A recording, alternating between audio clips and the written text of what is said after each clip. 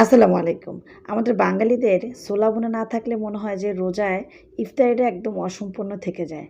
তো যারা আমার মতো ছোলা ভুনা বা ছোলা ছাড়া ইফতারি অসম্পূর্ণ মনে হয়, তাদের জন্য আজকে রয়েছে স্পেশাল একটি ছোলা ভুনা রেসিপি। তবে সিম্পলভাবে উপস্থাপন করব, আশা করছি সবাই তৈরি করতে পারবেন। তো এই ছোলা ভুনা যাদের পছন্দ তারা অবশ্যই পাশে থাকুন আর চ্যানেলটিকে সাবস্ক্রাইব করে ভিডিওটি দেখতে থাকুন। প্রথমে আমি বলে নিচ্ছি, আমি কিন্তু ছোলা সিদ্ধ করার সময় আমি যে আলু চপের আলু বা ছোলাতে যে আলু দেয় আলুটা সিদ্ধ করে ফেলি, এতে করে আমার গ্যাসের অপচয় কম হয় আর সময়টাও কম লেগে যায়। কারণ হচ্ছে ঢাকায় কিন্তু ইদানিং আপনার রোজায় গ্যাসের প্রবলেম এত দেখা দিয়েছে যে আপনার যে কোনো গ্যাস থাকা অবস্থায় একদম শর্টকাটে কাজটাই করে নিতে হয়। তো আমি সেই আলু সিদ্ধ থেকে যেই আলু চপের জন্য ছিলছি তখন ওখান থেকে আমি মোটামুটি 2টা ছোটো সাইজের আলু নিয়েছি, বা যদি আপনারা বড় সাইজের বা মিডিয়াম সাইজের নেন একটা নিলেই এনাফ। আমি পর্যাপ্ত পরিমাণ সরিষার তেল দিয়ে দিয়েছি। ছোলা ভুনায় সরিষার তেল দিলে খুব মজা হয়, আর আমি এমনিতেও রেগুলারই সরিষার তেলই খাই। দিয়ে তারপর 2 টেবিল চামচ যখন পেঁয়াজটা বেরেস্তা হলো, আর সরিষার তেলে কিন্তু 2টা শুকনো মরিচও দিয়েছিলাম। তো বেরেস্তাটা হওয়ার পর সামান্য হাফ কাপের মতো পানি দিয়ে 1 চা চামচ হলুদ গুঁড়া, মরিচ গুঁড়া, তারপরে 1 টেবিল চামচ পরিমাণ রসুন পেস্ট, 1 টেবিল চামচ পরিমাণ আদা পেস্ট দিয়েছি। দিয়ে নেড়ে চেড়ে তারপরে আমি যে আলুটা রেখেছিলাম, এটা আমি আজকে আর দা দিয়ে কুচি করি নাই। দা দিয়ে অনেক সময় কুচি করি, আর অনেক সময় এভাবে কুচি বলতে কিউব সাইজ করে কেটে নেই, আর অনেক সময় হাত দিয়ে এভাবে কষলিয়ে নেই। আলু চপেতে কষলানোর সময় আমি রেখে দিয়েছিলাম এতটুকু, সেটাই দিয়ে দিলাম। এটা নেড়ে চেড়ে আবার ধনিয়া গুঁড়া 1 চা চামচ, জিরা গুঁড়া 1 চা চামচ দিয়ে দিলাম।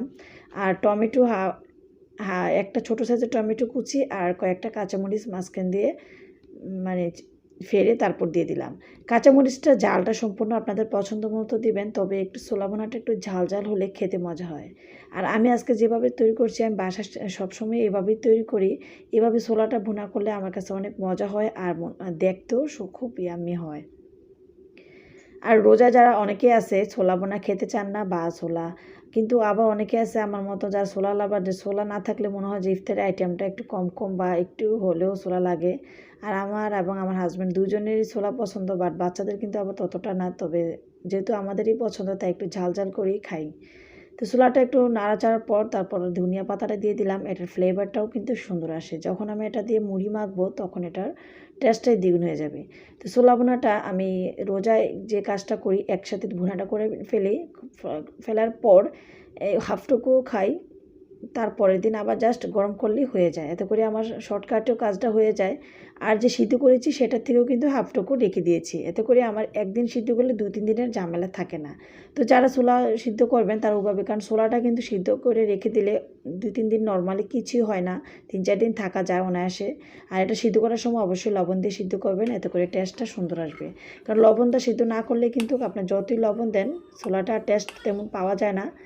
তারপর আমি গরম গরম ছোলাটা পরিবেশন করে নিচ্ছি। দেখতেই পাচ্ছেন একদম সিম্পলভাবে রান্নাটা করেছি, তবে দেখতে কতটা সুন্দর হয়েছে। তো ছোলা যার পছন্দ অনুযায়ী ঝালটা দিবেন, শুকনো মরিচটা দিবেন, কাঁচামরিচ দিবেন, তবে এগুলো দেওয়ার চেষ্টা করবেন। এগুলো দিলে দেখতে যেমন সুন্দর আসে, খেতেও ছোলাটা সুন্দর হয়। আর যারা আমার মতো মুড়ি দিয়ে মাখাটা পছন্দ করেন তারা দিয়ে দিবেন পেঁয়াজ বেরেস্তা, তারপর দিয়ে দিবেন আরও টেস্টি করার জন্য কাঁচা লেবুর খোসা। তো অবশ্যই সবুজ অংশটা দিবেন, সেই জন্য একটা ভেজিটেবল গ্রেটার দিয়ে গ্রেট করে দিয়ে দিচ্ছি। এতে করে আমার ছোলা ভুনাটাও খেতে মজা হবে, প্লাস হচ্ছে দেখতেও একটা আকর্ষণীয় লুক আসতেছে। আজকের রেসিপিটি কেমন লেগেছে অবশ্যই কমেন্টসের মাধ্যমে জানাবেন। সবাই ট্রাই করবেন। আর এই ছোলা ভুনাটার সাথে যদি আমরা ইফতারের অন্যান্য আইটেম দিয়ে মুড়ি মাখি, জিলাপি, তারপর আলুর চপ, বেগুনি, পেঁয়াজি, জাস্ট ওয়াও লাগে। তো অবশ্যই সবাই ট্রাই করবেন বাসায়। আর আজকের রেসিপিটি কেমন হয়েছে অবশ্যই কমেন্টসের মধ্যে জানাবেন। ফেসবুক পেজটি ফলো করবেন, চ্যানেলটি সাবস্ক্রাইব করে পাশে থাকবেন। দেখা হবে পরবর্তী রেসিপিতে। আল্লাহ হাফেজ।